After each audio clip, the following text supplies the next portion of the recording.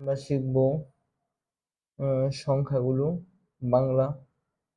এখানে দেখেন দাগ দেওয়া আছে কোন থেকে কোন জায়গা থেকে শুরু হবে। এখানে যেহেতু এক আছে তাহলে এখান থেকে শুরু হবে, এইদিকে আসে এই পর্যন্ত এসে লাগবে। এটা হলো আমাদের শূন্য হয়ে গেল। এরপরে দেখুন এক ডাইরেক্ট উপর থেকে আইসা এখানে হবে এক, দুই সহজই, দুই এখান থেকে শুরু হবে এদিকে শেষ হবে। তারপর দেখুন তিন কিভাবে হবে, এখান থেকে শুরু হবে। চার, চার শুরু হবে মূলত এই জায়গা থেকে, এইভাবে আইসা এখানে লাগবে।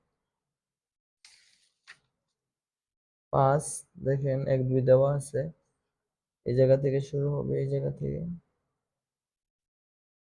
ছয় আপনারা বুঝতে পারতেছেন কোন জায়গা থেকে শুরু হবে।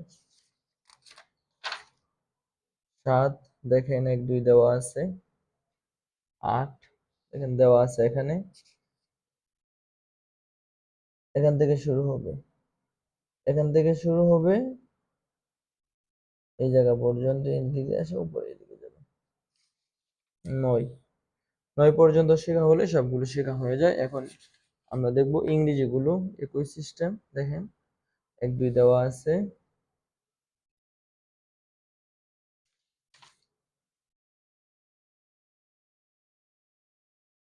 তিন নম্বর থ্রি, এখানে দেখেন আছে ফোর, ফাইভ, সিক্স,